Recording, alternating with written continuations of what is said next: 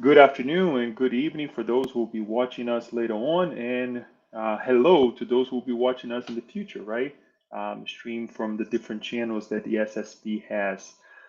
It's nice to be here and welcome all of you who is here with us sharing this moment on another Saturday, January 22nd. A little bit cold for us here on the Northeast. Hopefully, wherever you are, whenever you watch this video, it can bring some warmth to you as well as we share another moment, another learning, another experience as well with this Saturday talk, this moment that we share together to enlighten ourselves. As usual, before we pass the word to our speaker of today, here at SSB streaming live, we'd like to read a passage of the book Happy Life by the Spirit Joana de Angelis through the hands of the medium Divaldo Pereira Franco. And then we will pray together and pass the word to our speaker. Joana de Angelis on this message says, the greatness of a man can be measured by his capacity for service to his fellow men and for humility and love. Great man stands out and casts a shadow. Wherever great men meet, there is an unquenchable light pointing the liberating way. The true heroes are unknown. They are more concerned with helping than with advertising their own acts. Become one of them in the silence of your achievements and the greatness of your smallness. Great message for today, and you will see that connects hand in hand with the message that we're about to bring to you. But before that, let us just go ahead and calm our minds and our hearts, and you can close your eyes as well, so we can pray and connect with one another, with our mentors, and the mentors of the SSB as well. When we say, Dear Mother, Father God, we're thankful for this amazing opportunity to connect with one another, to share another message that enlightens us, that encourages us, that brings us together to all other creatures with you connected to it, with you, dear Lord, guiding us to liberate ourselves from the past and to create new connections with a better and more enlightened future. We ask you that you guide us tonight, guide those who will be watching us later in both realms of life, connecting as well with all of those who cannot be here with us right at this moment, physically, spiritually, in any way possible that they cannot be connected yet, hoping that we all receive this enlightenment in one way or the other. Most importantly, we also ask that you guide our brother Daniel Santos, who will connect, who will bring to us the message of this evening, allowing us to learn more or to revisit some of our much needed topics that will guide us into the future. This way, we're thankful for this opportunity and to have one another, and so be it. As we were saying, this message earlier that we read from Joanna de Angelis ties, directly with the topic of this evening, as Daniel will bring to us family ties, right? And our importance as an individual, whether men or women out there, all of us spirits, on how we ought to do the best of ourselves to be these examples of life in the settings of our families, right? So Daniel today will be sharing with us family ties, such an important topic to all of us that allows us to grow, allows us to learn when we are inserted, when we incarnate in this setting, right? And with no further ado, Daniel, I'm not going to take your all your teachings here, your time, because I know we have a lot to cover. I'll pass the word to you. Thank you. Thank you so much, Leo, and good evening, everyone. Good afternoon, good morning, depends on where you are located in this planet.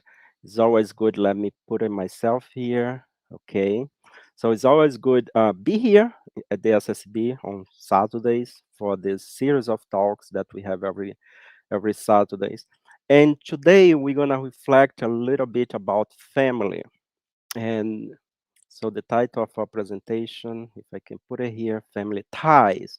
Why is important for us to revisit this topic of family? Well, we know that is one way that we, a human being, come to this physical body is at least through the union of two people, right? So I know that medicine has evolved that probably you don't need second person nowadays to conceive, but we are still living a traditional way that we need to have at least two people in order to bring a spirit, a spirit to be incarnated. And so the union of these two people can multiply three, four, and we have seen that it's very important this setting that we call family in order for us to um, have an opportunity so we can redress any mistake we have done in previous life. So this talk about family ties is pretty much under the spiritist view, um, the concept of how important it is to uh, um, uh, have a family and to at least make an effort to to um, to have a good relationship, right? Because um, if our relationship outside in the society is not good, so the root of that relationship can be in our family first, because it's the first place that we as a spirit we discover this new existence. So it's very important for us to work in any struggle that we have in family, and we know that um, it's not easy sometime um, to to be in family and to live in family, right? I have a friend long time ago that used to say that the best family is that is in the um, picture in the album, right? Because we don't have any problems. So it's the moment that we are living together with one another, we start to really face adversity, face problem, and we forget that that is the deal. That is why we need to be here, is to learn how to deal with those that we live with, right? So, but let us go and share some of the insights that we have for this particular talk that we have here. So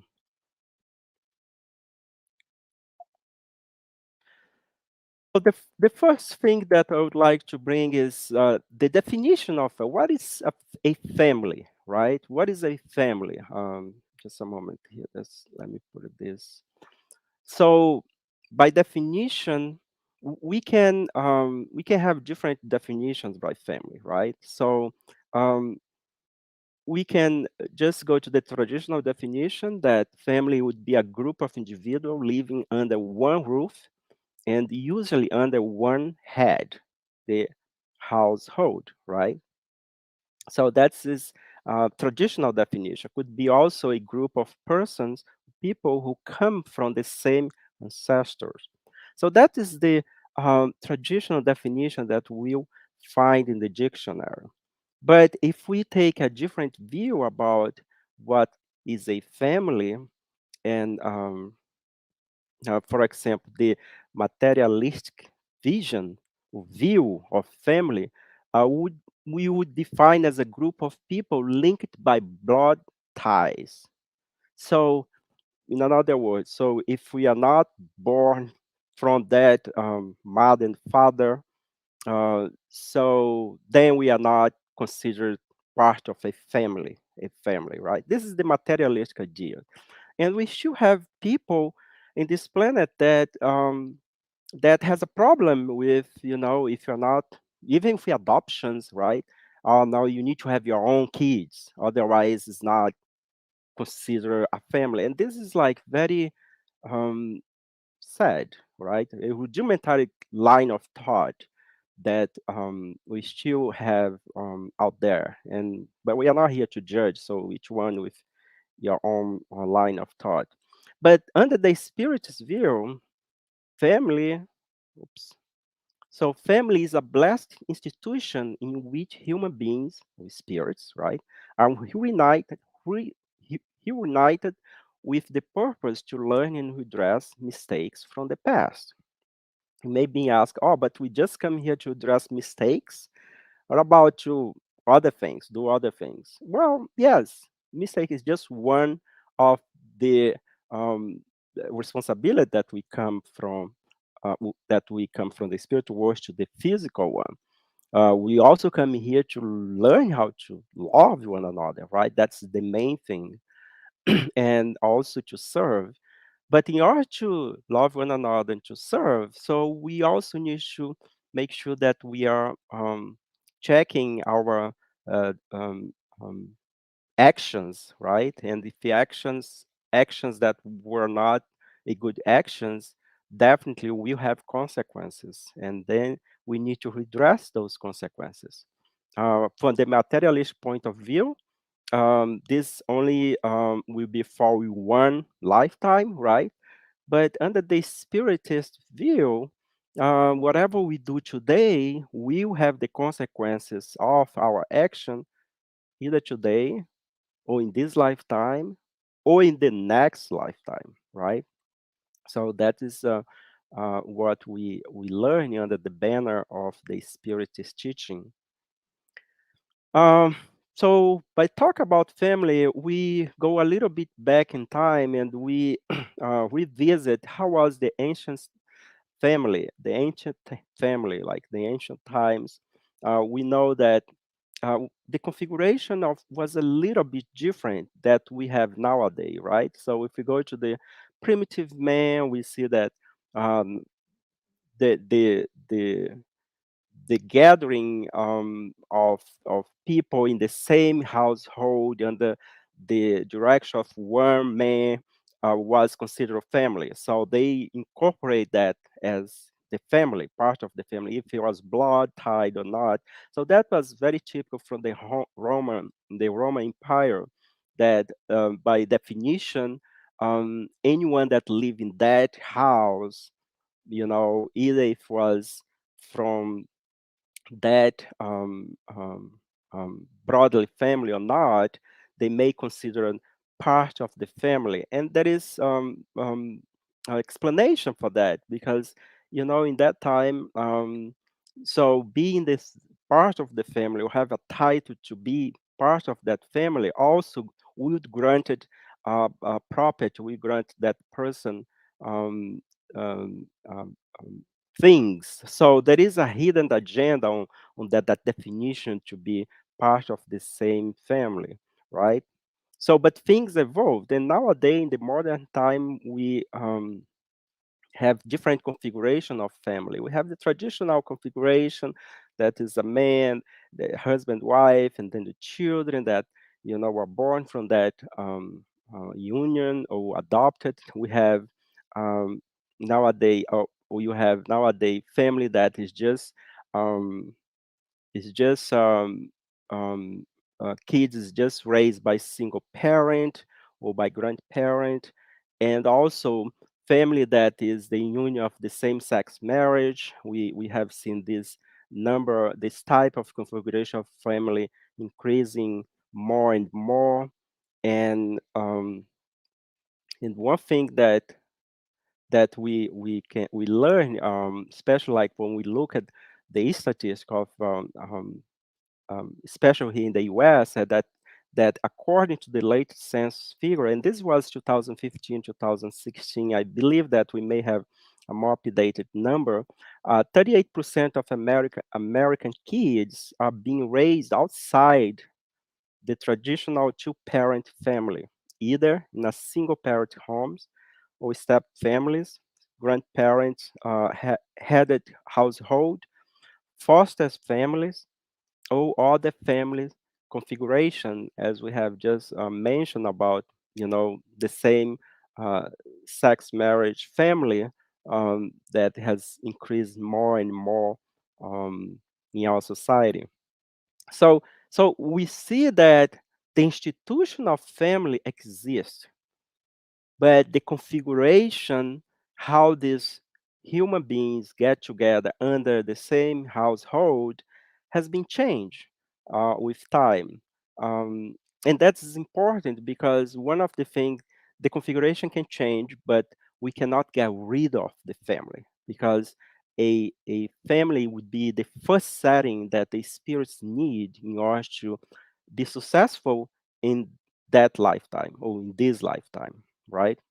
So, and then we ask the question, who are we? Who who are we? So we are spirits, right? And we have repeat this so many times, living in a physical body, right? So right now we are, for example, if I put myself here in this part, I'm Daniel, right? But I have a physical body, you know, and I'm Daniel, the spirit, have a physical body and also a spiritual body. I become this three-dimensional individual, right? But one of the things that we need to keep in mind is that this is not our first experience. Okay, we may disagree, and that's fine. If it is a fact, doesn't matter if we agree or disagree, it's a fact, right? The same thing that we know that there is germ in the air, and the fact that we don't see it doesn't mean that does not exist. So, in the way we in Spiritism bring the idea that this is not our first experience is that would be impossible to find a rational explanation for all our differences and all um, the difference that we have among one another. And this difference can be applied to different levels, right? Intellectual, um, regards to our social status, to our education level. So we have to take all this in consideration. We could not accept, if this was not just one lifetime, we could not accept the existence of a God that would be just and loving, right? So that conception, we need to accept that everybody needs to be equal. But the fact that we are not equal, we need to take in consideration that we must have a mechanism that make us go into a different levels, and we must accept that this is not our first experiences in this lifetime, right? So we learn in Spiritism also about the evolution of the spiritual principle. So we not only see the human kingdom, but also we see all the kingdoms, like the mineral kingdom, the vegetable kingdom, the animal kingdom. So, and we see that this spiritual principle needs to go to different internship until become human beings. So in all these different kingdom, so we see that there is a group of beings that get together, bring this idea of the first rudimentary family. When we look at the animal kingdom, the vegetable kingdom, they have group of families that is starts to develop. It's not yet in the configuration that we have in the human um, in the humanity in human the human kingdom, right?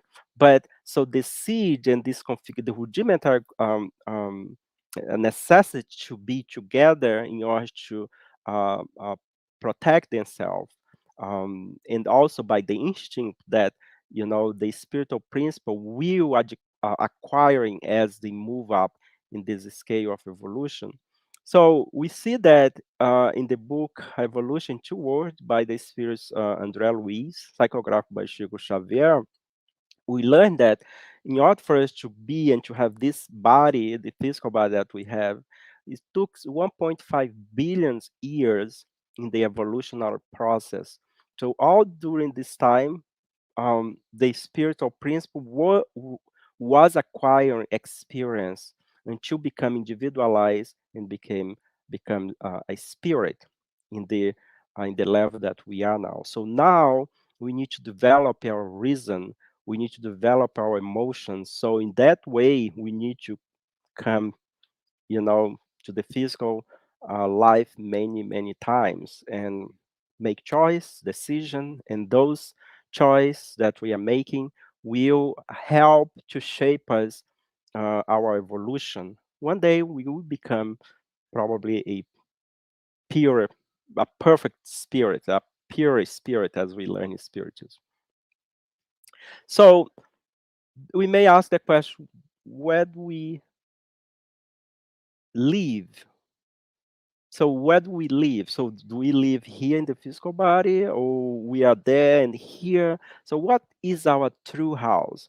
So basically, right now we have pretty much two homes, right? We have the true one, that is our spiritual realm or the spiritual plane, and the physical realm, that is this environment that we live now with all the senses that we have, that we call our temporary home.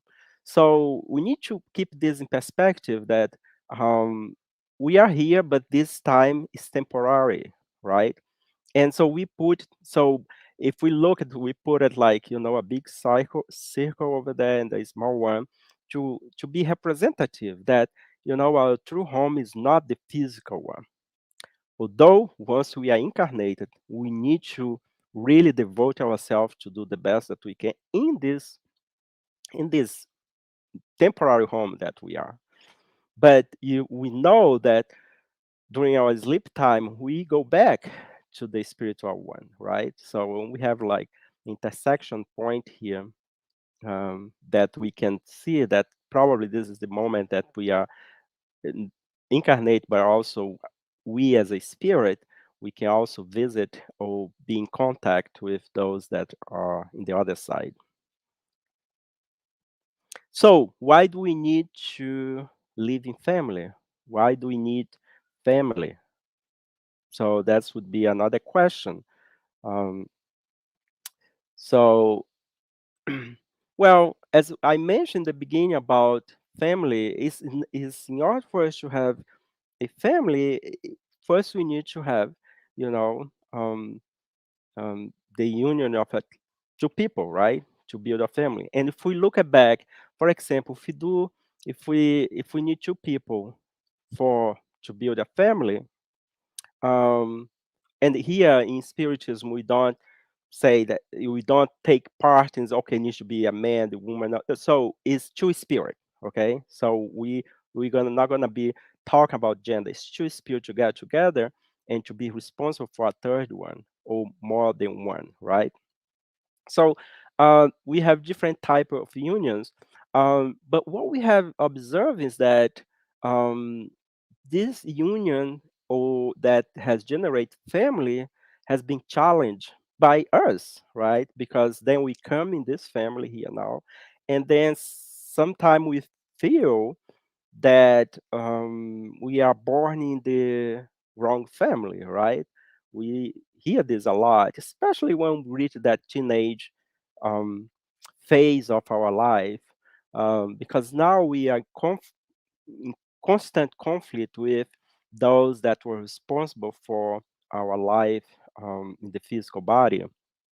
And in this book that is not in English, Estudando a Mediunidade, like Studying Mediumship by Martin Peralva, he line up types of unions.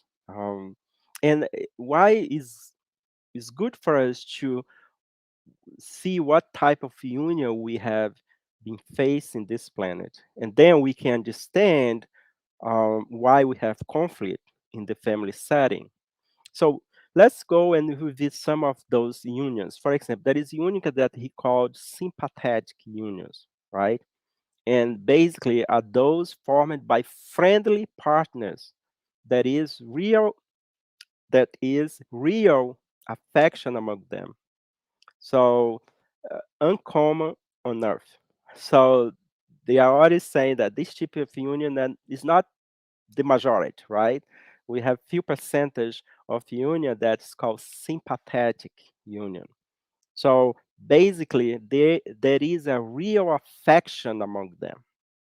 So, so this is one of them. So we are not here to label your family. So we just bring the fact here. So and then you see which type of union if you are, household, if you are, you know, in the way to be, to form a family. So we need to pay attention on this. The second one, type of union, trial or expiation or atonement.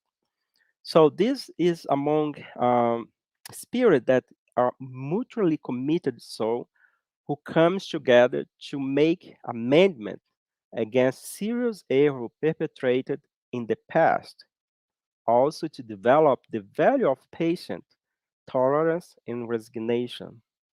They are most common.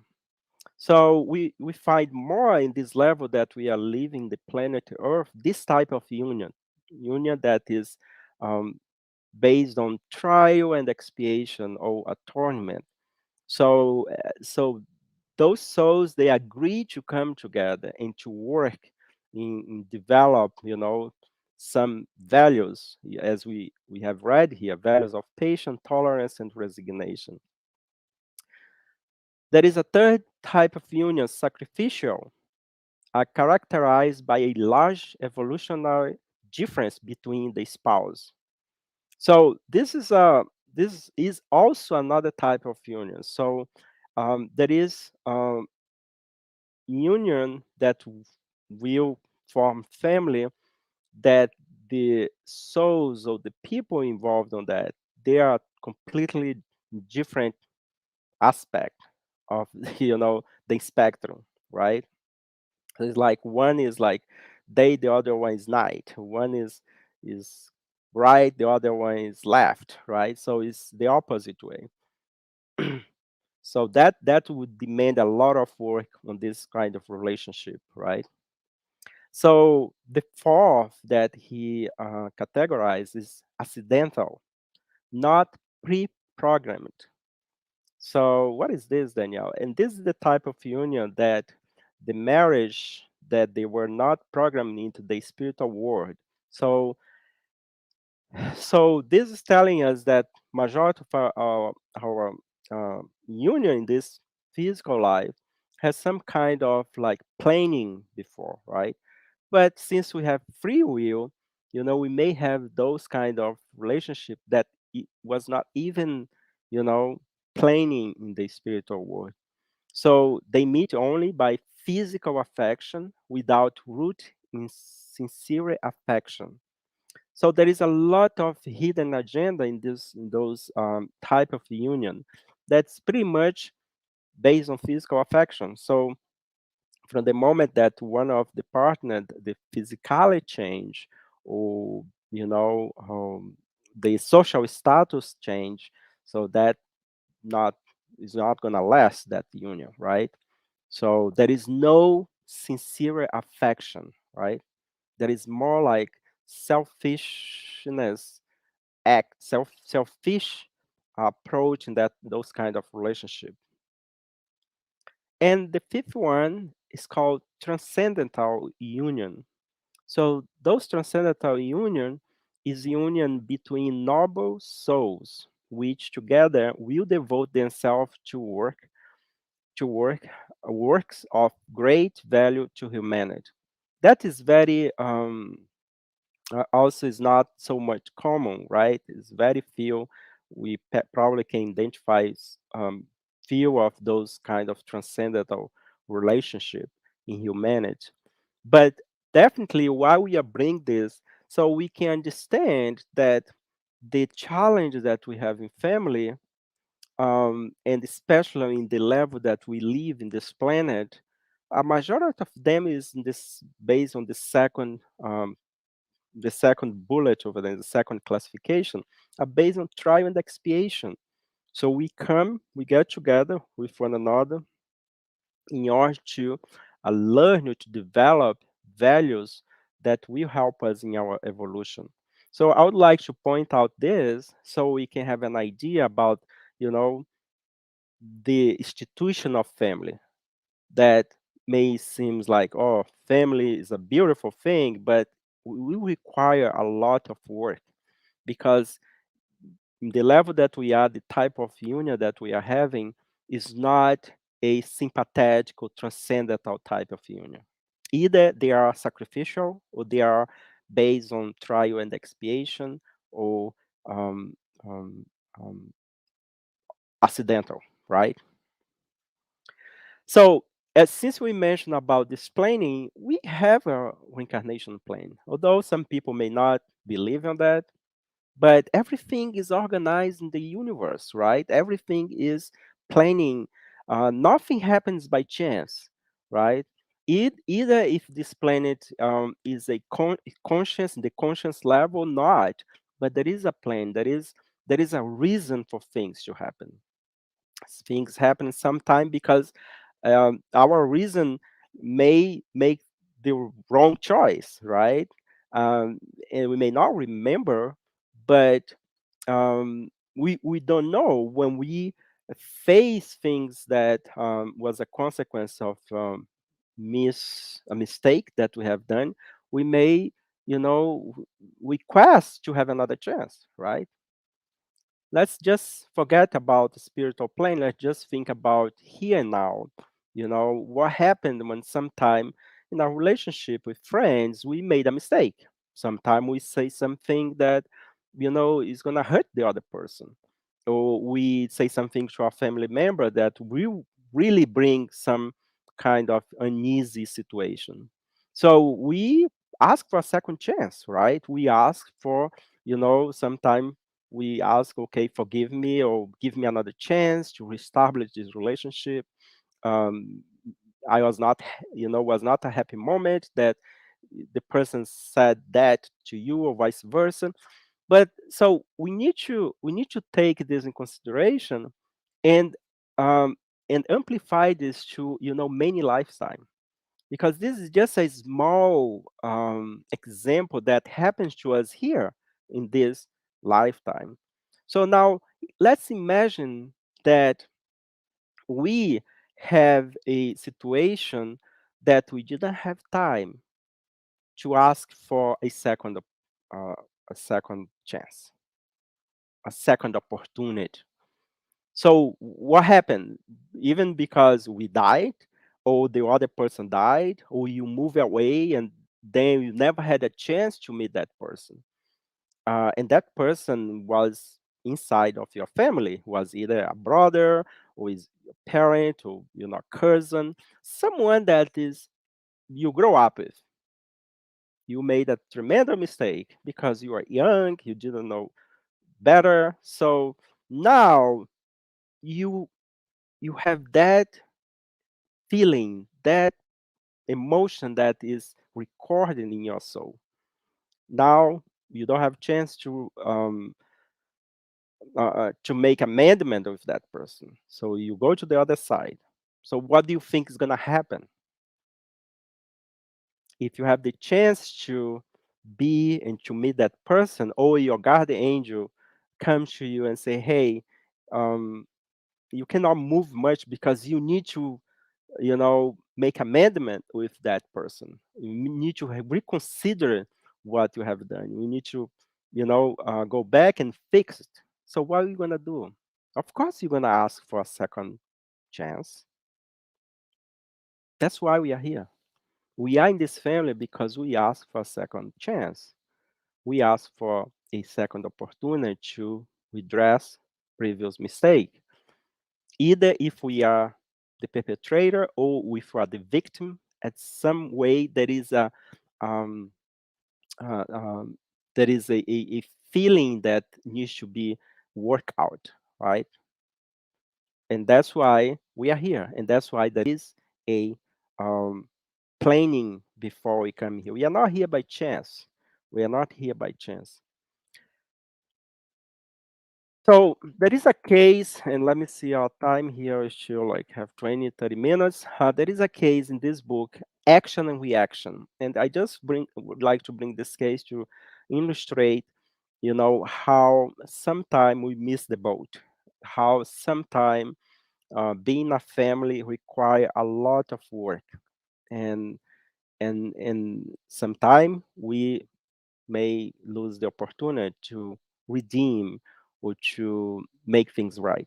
In this case, in chapter 14 of the book, Action and Reaction, is called Interrupted Redemption.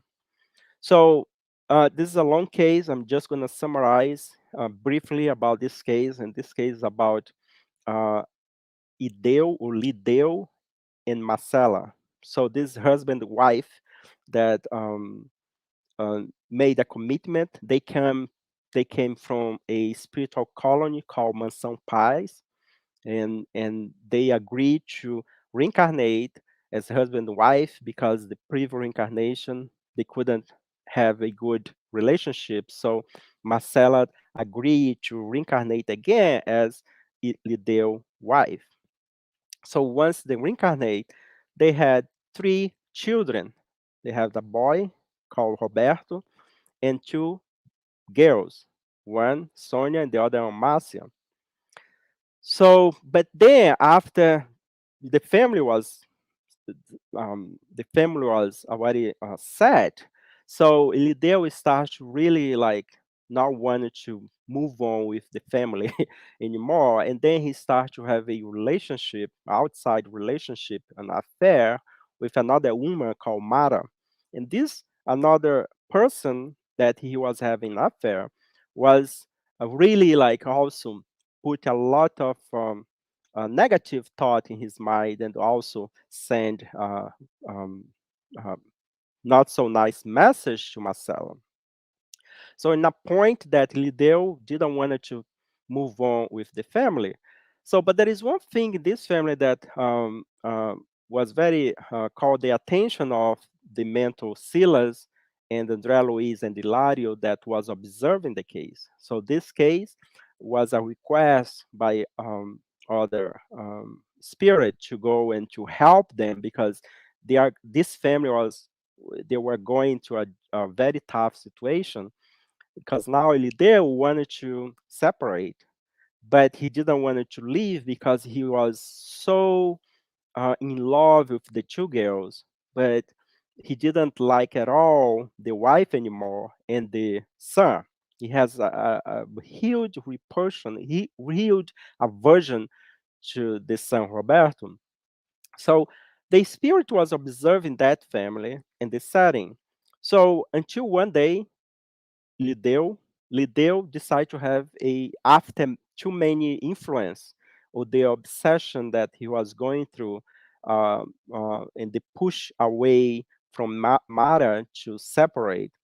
But he knew that if he separate, he would not gonna have the chance to stay with the two girls, and that was the thing that was keeping him coming home.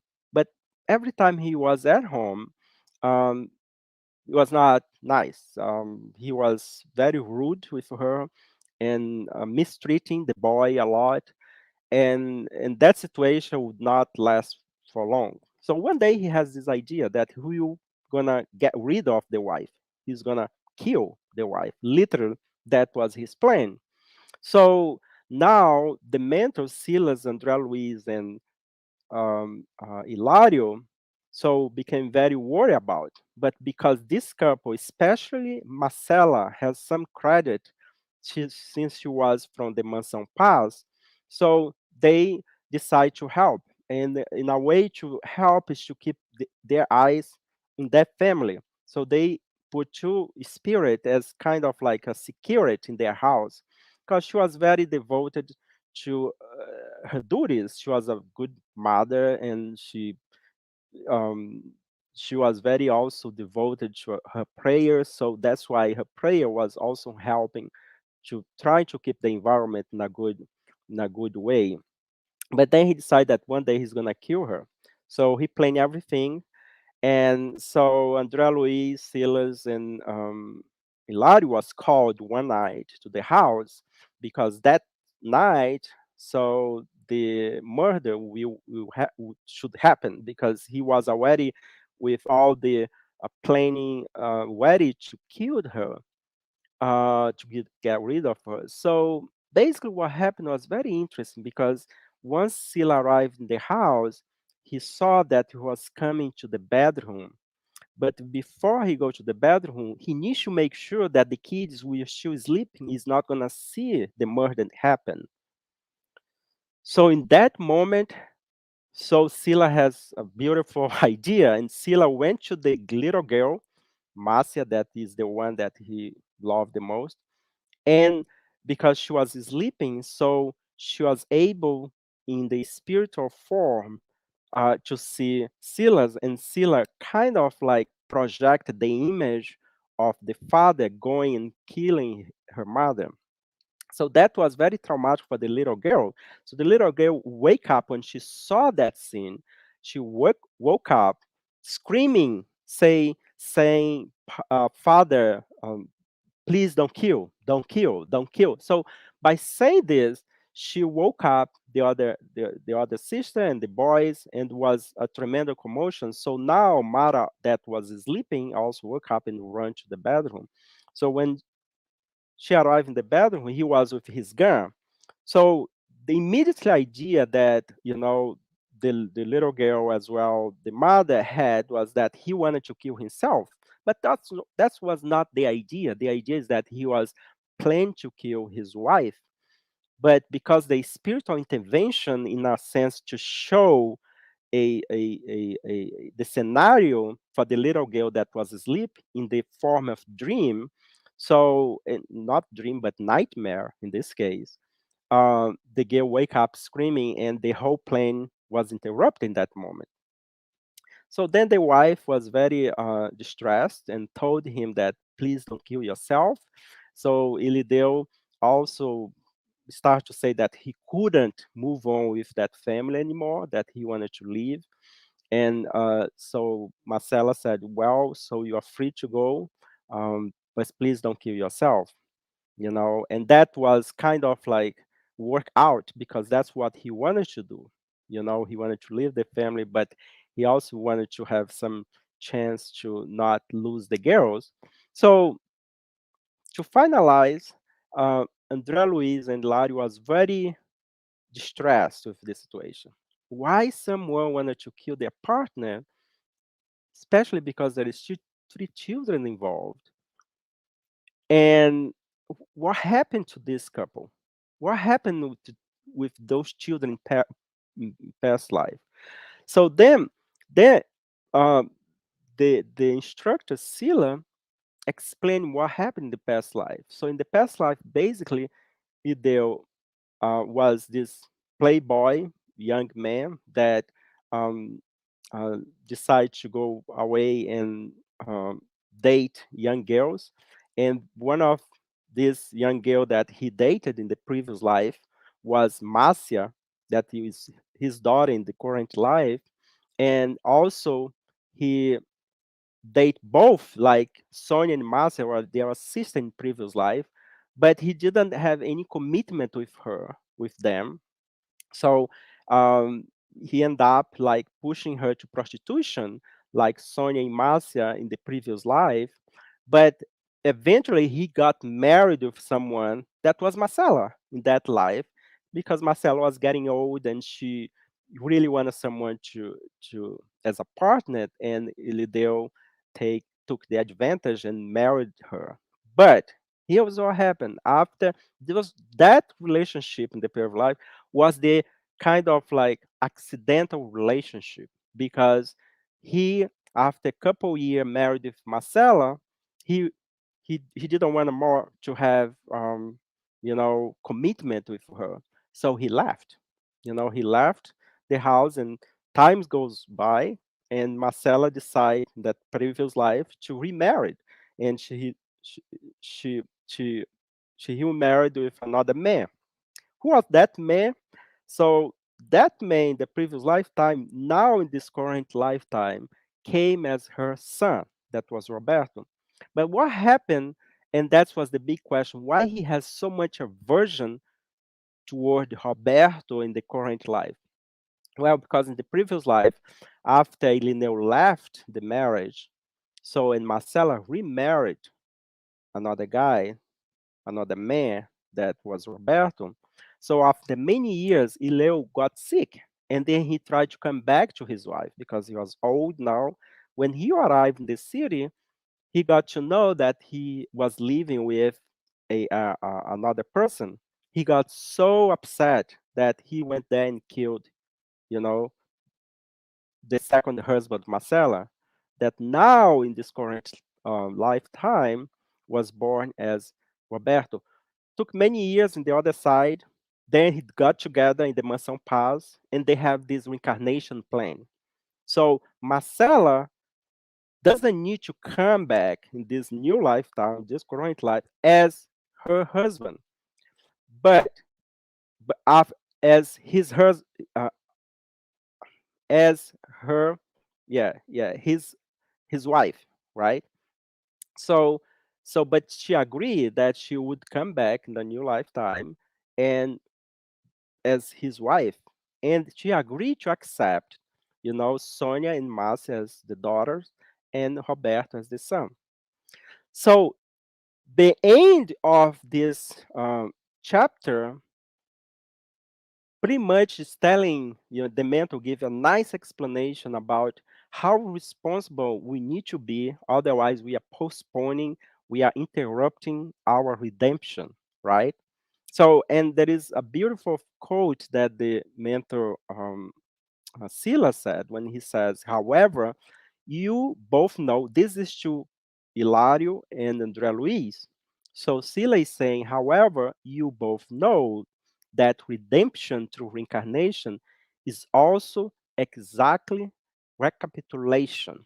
So, and we highlight exactly recapitulation to say that whatever is happening nowadays in our current life is not too much different what was happening before, and now we are having the chance to make things right, right?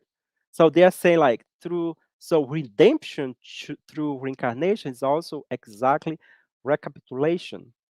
If we do not work for our intense and radical renovation for the good through through edifying study that educate our mind and the love for our neighborhood that perfects our sentiments, we will be tempted today by the same weakness as yesterday, since we have done nothing to suppress them. Hence, we rekindle the same wrongs.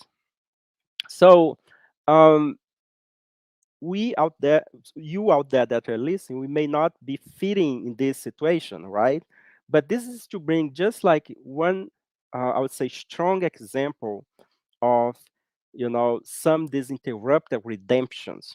We may not be in the same situation that Ideo and Marcella they were in this case, but sometimes our redemption, we interrupt our redemption, is not really, it's not only um, related um, to husband wife, but sometimes relationship between brothers and sisters, and between siblings and someone in your family, right?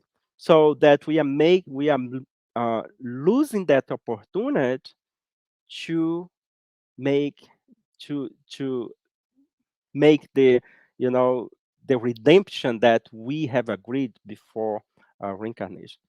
So we wanted to bring this example to you because I know it's kind of strong example, but we still we wanted to make a mark here that we need really to revisit, what kind of relationship we are having in our family.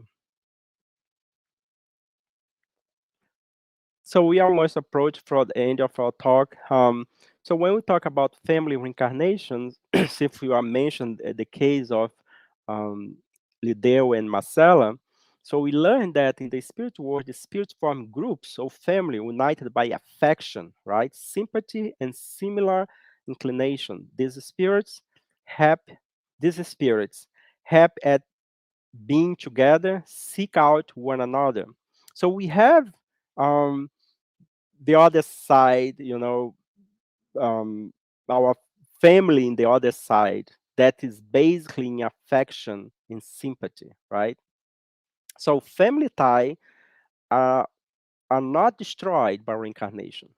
A certain person believe, on the contrary, they are strengthened and become tighter. tighter. Why? Because as we reincarnate, we are having opportunities to redress, and we may have situation that the situation that we learned before about interrupted redemption, but in the great scale, we have more the strengthening of relationship because we are having opportunity to fix the problem. So this is in the Gospel, chapter 4, 18. So in this book, SOS Family, it's not in English yet. So Joanna Judge says that when the laws of reincarnation are known, understood, and applied, they can explain the most obscure any enigma that the educator confronts in his educative process. So it's very important for us that we should ask questions, even if we don't believe in reincarnation, but then we must have some kind of mechanism that if we are in this family, if we are going through this situation, there is a lesson to be learned, right? And we have like scientific study that uh, professor, the great scientist Ian Stevenson has published a lot of books about children that comes and remember previous life, just kind of like reinforcing the idea that we have many lives, right? So, regard to society and family, so society is a, a group of families together, right? So, when we talk about society, we talk about this group of people formed in family that form society. So, we learn, especially, is a question in the Spirit's book 774 where the Spirit said that social ties are necessary for progress and family ties are summed up in social ties. So family ties are a natural law. God has thus willed that human learn to love one another as brothers and sisters. And we can highlight here that it's very important for us to really um, um, um, um, take this moment that we are living family serious, right? Because this is going to strengthen our relationship with those that first we love and those that we are still learning how to love, right? Sorry about that. This was my um, so and also one day we can relate to one another as brothers and sisters, despite of the brotherly tie that we have mentioned before, right? So, and this is based on charity, right? So, to make an effort to understand the members of our family require an loving action, and this loving action would be charity. Without charity, there is no salvation.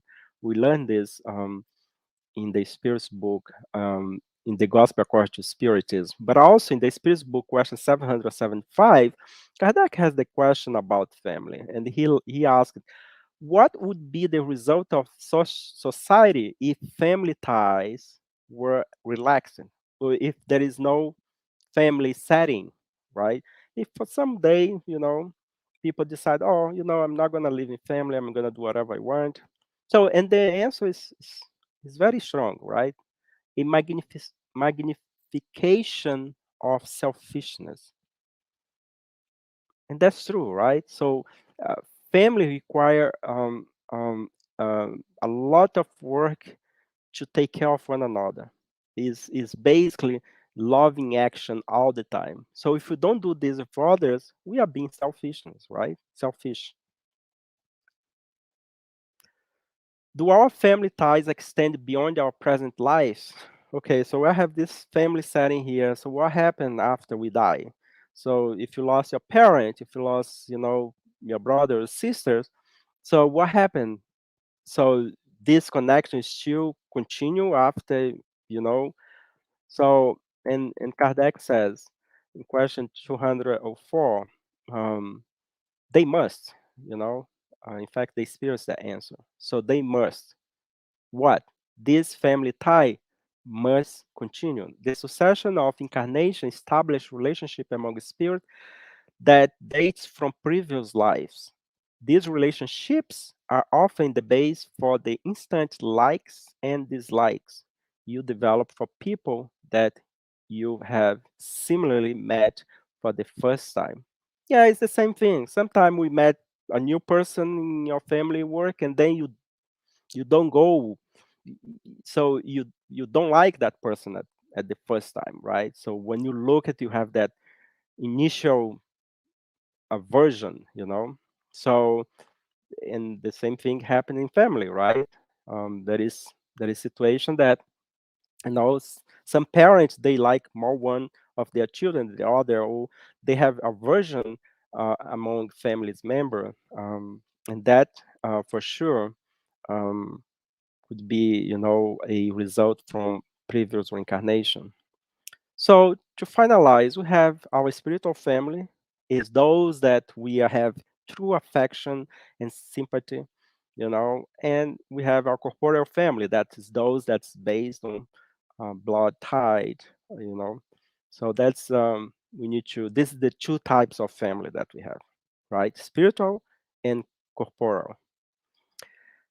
Remedy for guilt and resentment. So we decide to bring this. It's just because we may, have people, and even ourselves may has experienced this in situation that, um, uh, the relationship gets spoiled, and here is the suggestion, um, for work on that guilt or resentment. Benevolence toward everyone, forgiveness of for offenses, indulgence to others, imperfection. And this is based on this question of the Spirit's book 886, when Kardec asked, what is the true meaning of the word charity as Jesus understood it? Benevolence toward everyone, indulgence for the imperfection of others, and forgiveness for offenses. Daniel, that is very easy to say, right? Yeah. Nobody said that would be easy to put in practice. It's easy to say, but it's not a guarantee that's going to be used to put in practice. But here is the remedy, right? That we can suggest. Also, prayers, you know, prayer is an act of worship. Praying to God is thinking of God, drawing near to God, putting ourselves in communication with God. Through prayer, we may do three things. What? Praise, ask, and thanks. Every time we pray, we can do these three things. We can praise God, the Creator. We can ask. You can give thanks, right?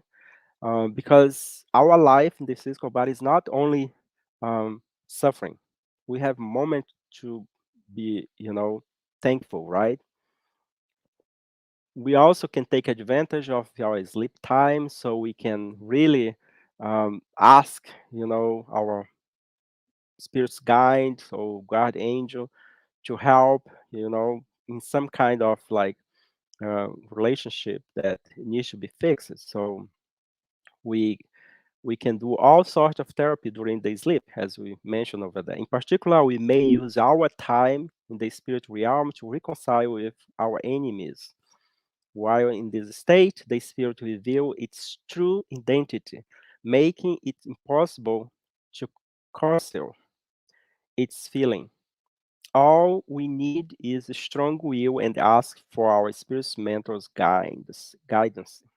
So yeah, I mean, sometimes if we are not able to even like think about that person that has hurt us, we may send our thoughts to their guard angel, she or he guard angel, and say, hey, help us during the sleep time to reconcile, to, I don't know, to at least have a conversation. And that's what we also suggest.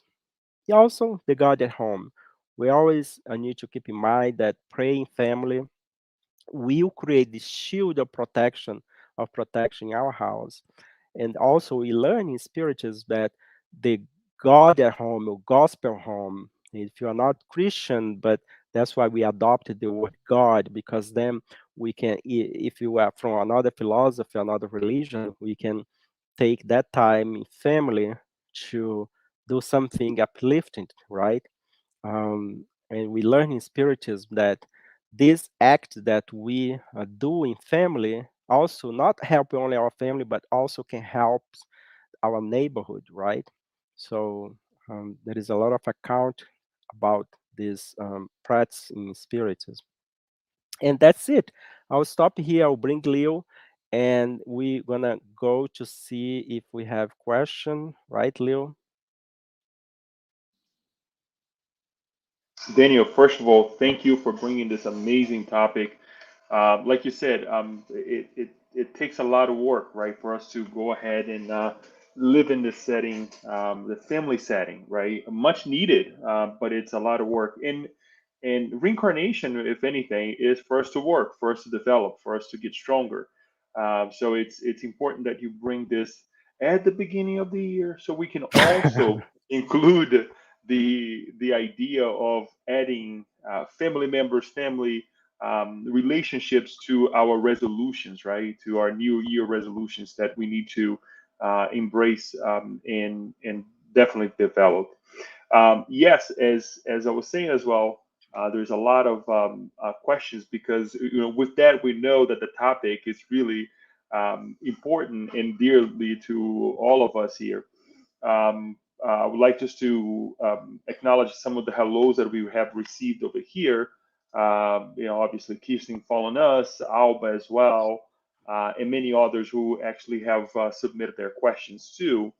And for us to get to the good part of all of this, I will also we'll also jump into the questions, right? I'll start with Yasko when she asks, sacrificial union seems more common. Isn't the one that caused the sacrifice of the partner acquire more debts? Yeah, I mean, like I would say that sacrificial and also the expiation, right? I think is the two main one. I don't know if sacrificial is more common, as you also mentioned, but definitely is there among many many of the cases that we see in our society. Um, so especially here in the US, that the rate of divorce is like 50%, right? So for every two couples that get married today, so a couple of years late, at least one will divorce because several reasons. Um, so yeah, Yasko, I think I agree. Um, agree of that this type of union, the sacrificial one, always require more from the one that's a little bit ahead. Giving a chance to push that other partner, to um to at least try to move on. But when you say that, isn't the one that caused the sacrifice of the partner acquire more debts? I don't know about that. I don't know. Leo, you can bring your insight on that. What do you think, Leo?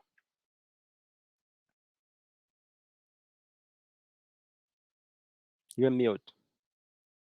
Oh, sorry. Thank you, Daniel. Anyway, I think that based on what we study, it's a any relationship, right? It's a mutual growth, right? There's no debt per se. I think that when we insert the another word here that would counterbalance with that, love, would kind of like push that idea of that away, right? And who is to say that we didn't create a dependency on that individual that now needs the sacrifice, right? Mhm. So if we also have the beautiful other beautiful works from Andrea Luiz that shows us that perhaps the one in need today was the one who was debilitated in the past by us, and now that we have acquired some understanding in life in general, we come back to help that individual that seems to us that that individual who is in need of a sacrifice. Yes, it is a Mhm. sacrifice, but that individual is incapacitated, let's say, because of us, in the past. So there's a lot that we need to add Yeah. there in order for us to make or to construct an idea behind a situation, because again, every situation is peculiar. So, but that's a good question, Daniel, because Yeah. it ties directly to what she's saying right here in the next question. With all of this, why agree to sacrificial union? Yeah, and I think the based on these questions relate to the situation that we mentioned about, sometime we realize that we made the mistake, right? And that Right. realization requires to ask for a second opportunity. And if this happen here in our current life, why not extend this to previous life, right? And that is situation that we didn't have the opportunity to redress, then we volunteer. We say, okay, I can do whatever is possible to come back and and help that soul to be back to track. And there is one thing also that we need to take in consideration, that sometimes our mistake will really messed up the other person. Is like, for example, you are driving the highway, right? And then you made a mistake driving, so you're gonna cause an accident that not only gonna affect one car, but also is gonna affect multiple cars, right? And sometimes even car that was coming in the other direction, depends of the highway you are driving through. So now you are not responsible for that car that you reached the first, but now you are responsible for the second car that reached the third car and fourth, because you are the cause of that accident, right? And we see this a lot, especially like in that book Sex and Destiny, when we see that one act of a person trigger and not messed up, but derail several other people's life. And now that person needs to, put all those souls together in two families, because the damage was so great that they could not put in one family. They need to put in two separate families, and and work in a way that that two family can get along, so that person can have a peace of mind and move on in their life, in his life, right? So I think uh, that's why we agree to come in this sacrificial setting, right? Right, right. It's interesting that you bring this example, Daniel. And I was thinking about the same thing because, we see if we don't want to bring in spoil for those who haven't read yet, Sex and Destiny, but it's interesting how we analyze that this mutual growth, right? The spirit who realizes that he made a mistake in the past and derailed the life of others, right? He comes out of love, and there's this compassion, towards these individuals nowadays, that it's like it's beyond even Andrea Luis's understanding, and Mhm. he's always there, very nice, very kind to these spirits, and then we learn that there was a connection in the past, to say the least. But the base of all of this, at least what I get from the book, is the love, is there's got to be that line of thought that we're here to help. And again, not thinking in an egotistical way, but in order for him to develop himself as well, the spirit that is now in the sacrificial Mhm. position, he needs to go through that. He needs to help those individuals. It's more like if I go to your house, and we like to play about this, right, or joke about this. If I eat something and I leave, a bunch of dishes at the kitchen, guess what? At one point, I'm gonna have to wash those dishes. We make a mess. Guess what? Yeah. We're gonna have to fix it. So I think it's a beautiful example that you bring. Yeah, I used to say, especially like when my daughter has some of her friends here to sleep over in the house, and I used to come into the living room and say, "Hey, this is the universal law," and everybody was like, "Universal law? What is the universal law?" Is three things. If you get if you got something dirty, you need to clean. If you break, you need to fix. If you move from one place, you need to put it back. So that's the universal law. Is good here in the planet Earth. Is good in Jupiter. In any place in this universe, that's the universal law. So And for sure in our houses, right? yes, in our house also we implement the universal law. But Leo, Right. since we are talking about the sacrificial union, I just wanted to put this one from Paula because she is just a follow up of Yasko's question. I know that I'm just bypassing the other people question. It's just because it's the same topic here. Couldn't sacrificial union be motivated by altruism. Yes, because is altruism, and also is because could be motivate for a deep guilt for the soul from previous lifetime. So is an opportunity that the other soul also wanted to redress, and is embed um, in their unconscious mind, right? That the person even doesn't have that notion that why they need to bear those kind of relationship. But also can be like that the spirit is already ahead of the game, and because they already developed altruism, now they wanted to go back and really agree to rescue that soul. And that's also could be a possibility. Yes, Paula, thank you for that. Okay, so let's go back to the top. You're mute. Sorry, sorry, guys. Then Abby comes with this question here, and I'm not so sure, that is directly related to this the topic of families. If not, we can generalize as well. But she asks, what does Spiritism say when someone is down on their knees praying for help, and their guardian angels do not answer? Thank you for this interesting talk. Interesting talking, Daniel. Well, I think that our perceptions that the guardian does not answer, but it's very hard for us to say it's not answer. This is the same way say that God does not answer, right? Because if a guardian angel was someone that was assigned to take care of us and represent, the will of the Creator, um, so maybe the way we're perceiving that situations that probably is not having effect, but maybe we should take a different look of the situation. Of course, each case is has their own. We cannot like um, we cannot come here and say, look, if you pray, you have a positive answer, because then that's not the way the divine laws work, right? If it was, everybody had no problem, right? Because there is a bunch of people praying over there, and they seem that they are not be answered. But here there is one thing that I would like to share that happened to Divaldo Franco, and Joana de Anjos was the one that told him about that. Is that sometimes we pray for things that not get more serious, not happen, for things that didn't happen, right?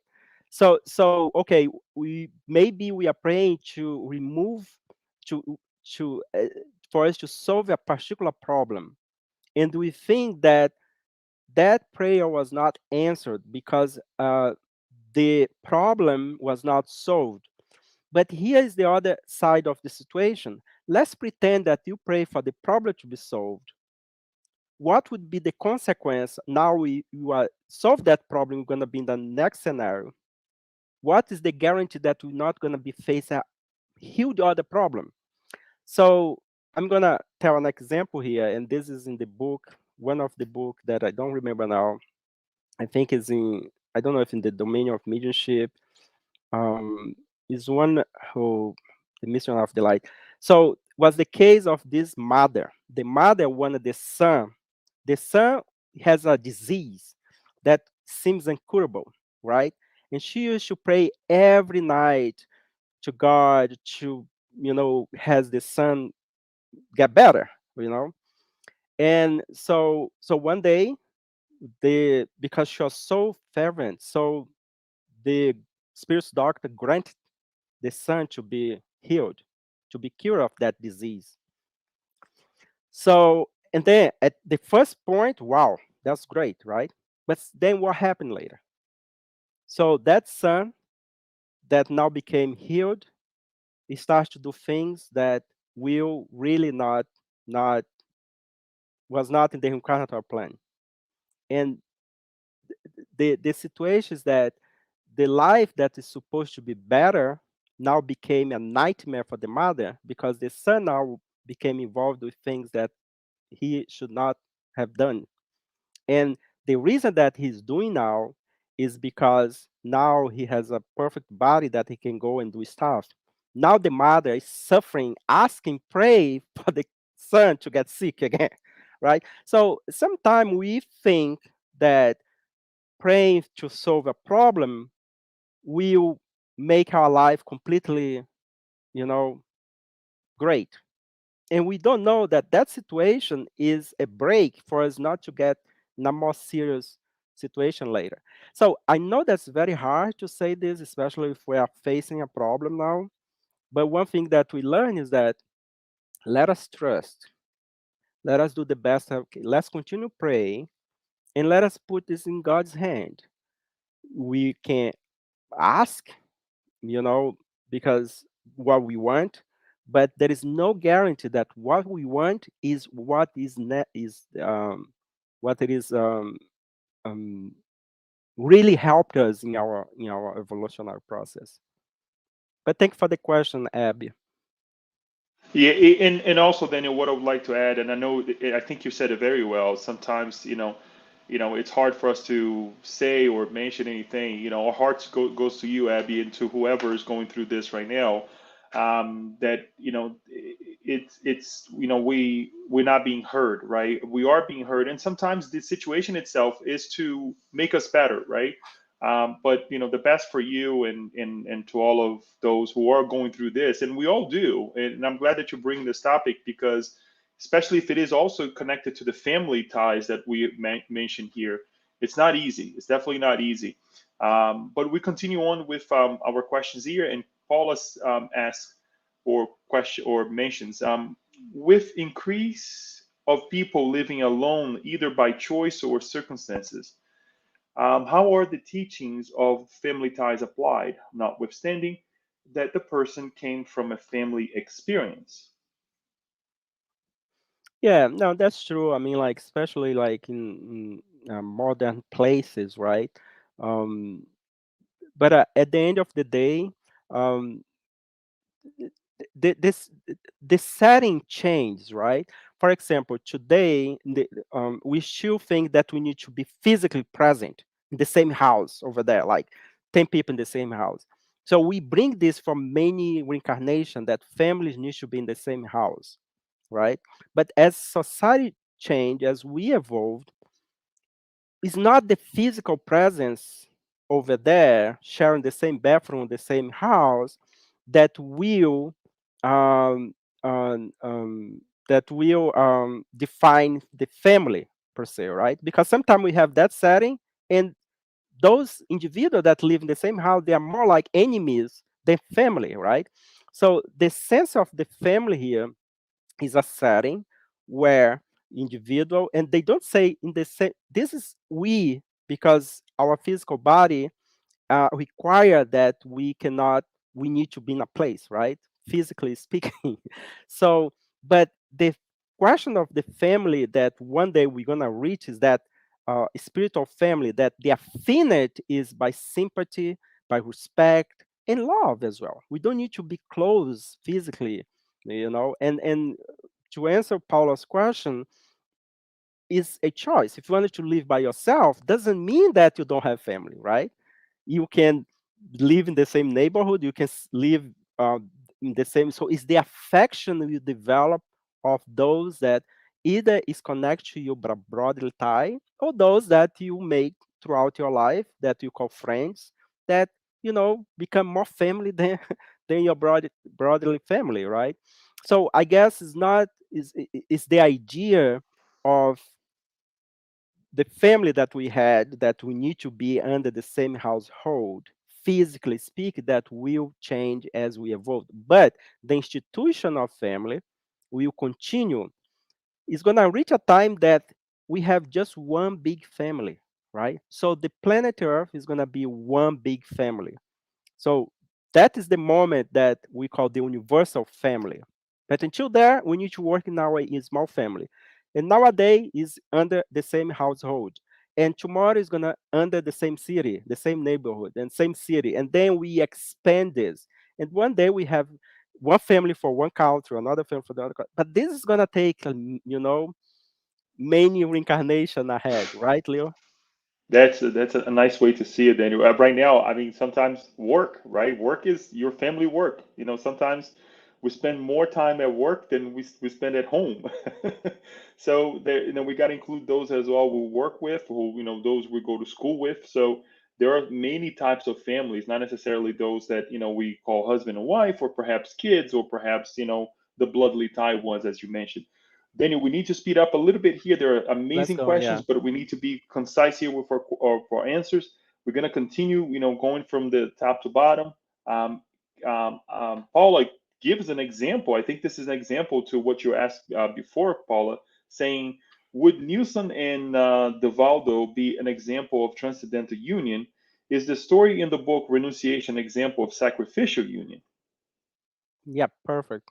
Yes. Yeah, Yeah. I think that That, well, for those who does yeah. not know, then I'm just gonna want to clarify real Yeah. quick. Nilsson is the cousin of Devaldo Franco, who also, while on the reincarnated, was helping Devaldo with the dimension of the way, all the works, and was right there dedicating his life for the work that Devaldo, that we know that comes through Devaldo, right? The books, the help on the children, the families that they help, and also they worked really hard for to Yes. construct this together. And we move on to, on a stereotypical level, why is the Latin temperament prone to revenge? For example, all these jealousy based murders. I believe she was referring to the case that you brought, Daniel. Yes, yes. But here's the thing. Yeah, in that case, in the book happens in Brazil. Yeah, you're right. But here's the thing: reincarnation will take care of this because those soul one day is gonna be born in another part of the planet that Mhm. is not they are not prone to revenge. They are prone to other thing, right?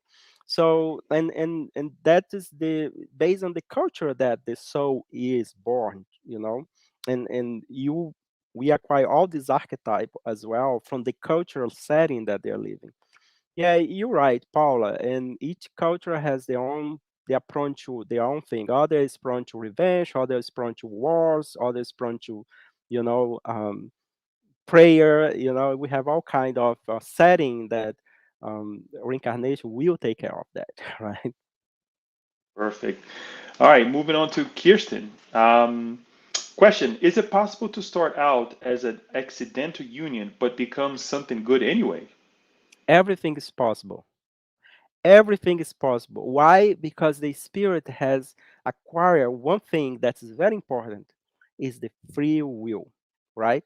So based on that, everything is possible. Yeah, it's possible that there is an accidental union that later both of them need to work together, right? So because in accidental union, if just one work and the other one doesn't work, it's gonna be sacrificial. And then if it's based on in hidden agenda, it's not gonna go not gonna go far, right? So I think it is possible. Everything is possible. Nothing set in stone, you know. And and that is something that we learn. We are free to do whatever you want, right? Perfect, Daniel. Thank you. And then Yasko. So there is this case illustrated that exact those that we have some difficulties or even aversion are the ones that we should invest extra effort to love or at least accept reasonably. The knowledge of reincarnation is tough. Yeah. And I would say something more regards to that, Yask, is that we cannot make any investment in other people if we don't invest in ourselves first. You know, so here is the thing that people mistakenly a lot in relationship is that we want the other person to change, and we forget that we are the one that needs to change the way we see the other person, because each one of us we have our own journey. So the wife that I have today, the children that I have today, I'm responsible at certain level, but at most I'm responsible for myself first. So if I don't do well with myself, I will sometime compromise their journey, right? So I think it's very important for us to always make an investment in better ourselves first, because then if we do that, those that surround us, we don't need to make a lot of effort to change that. They will observing, our partner will observe, wow, my husband's changed. So what is going on? Or vice versa. And then we're gonna kind of like pay attention the little things that we are doing and think we'll somehow like come back to track. The big mistake we do it is that we expect more from the other part than from ourselves, and that's is the huge mistake. And I'm saying this is not because I have mastered that. We all are in the same school here, right? But we are learning with the Spirit's teaching that at first you are the one that you should be responsible for yourself first. You cannot help, you cannot give to other what you don't have yet, what we don't conquer yet, right? So Thank you, Daniel. And then Yasko says, so this is I think you already make put sure. that. That's it. I'm sorry. Yes. And then Kirsten, um, when or excuse me, when or who Mhm. starts these issues that persist over many centuries? And do we know if that even makes a difference? Aren't we all somewhat guilty? Yeah. And the thing is that, well, I mean, like, these cases that comes and history, for example, in general, needs to be told time to time because we need to have a reference from where we came from and where we're gonna go, and not repeat the same thing. Especially the wrong decision we have made in the past life. Yeah, at some point, Kirsten, you're right. So we should not be worried about many lifetime. What the past is the past, but we need to be reminded, and that's what these books. That's why the teachers come. We need to be reminded. Look what happened. We need history needs to be told time to time. So for us to have a reference. Sometimes people say like this: "Oh, we should not talk about slavery. We should not talk about Holocaust." No, we should, but not bring those as an excuse for us not to evolve, right? We should not talk about the passion of the Christ. It's too much violence. It's too much. No, we should. But in the sense that that is like, look what we were and now what we are. So it's like if we look our lifetime, we can look back in our teenager. We're never gonna say, I don't want to remember how I was a teenager. No, we look at back and say, wow, look at how much I have evolved, or my idea has changed, right? So there is certain thing that we need to be reminded, but not be so much living the past, right? And I agree with that. We should not be worried about much the past, but we should have references, ways for us to measure how much we have evolved, right? Looking at the past as with as a learning experience, right, to move on and to conquer greater grounds. Great, thank you, Daniel. And I'm gonna just post here because I believe Abby was sharing as we were speaking when we were not sure if it was in the family ties or just in terms of on a personal level. This can be either with family or others. What does Spiritism say when a situation be so disruptive that we are looking for immediate help? We pray at the moment, we are looking for help, and help doesn't come from our guides. So I believe that we cover on that, and I think that Yeah. is interesting that you bring this question. Daniel, I think that we covered them all here. What I will be actually putting over here is, the thank yous that, we have from Rosalda, from Abby, um, some comments as well that Kirsten brought, in Mhm, terms of the domino effect, mhm, when we were speaking about many lives and all. And then Paula says, very helpful update on the nature of family, heading towards one universal family. So, it is true, and I thank you also, Daniel. On a personal level, on a collective level as well, because as we were saying before, it's something that it's difficult. It needs to be addressed. It needs to be talked about it. And I think you said something extremely important. In terms of investment, right? Investing in others, but first of all, invest in ourselves as well. And I dare to say again, not in a egotistical way, but as we are, and this is actually following what we read at the beginning, to be this example, to be this individual who is striving to become, in a silent way, a greater person, right? Greater man or woman, and we can do in our family settings, right? We can mhm, do, Paula, as well at work. We can do as well, when we're among friends, right? Those that we're calling, family, and during this time, even though mhm, we don't have a blood tie family that are living with us. Yeah, So, Daniel, and thank and you le- again. thank you. And also, I mean, like I know that for those, if you have the book Action Reaction, that book, this example that I brought is regards to a family that the partner didn't make. I mean, one of them decided to not to interrupt the agreement, but we have situation that is the opposite, that they have like debts that was, mitigate debts. They have debts that were paid off, and they have situation that they acquire, they paid more than they supposed to. So there is different ends in the book. If you don't have the book, if you want me to send the chapter, I have the chapter, I can send to you.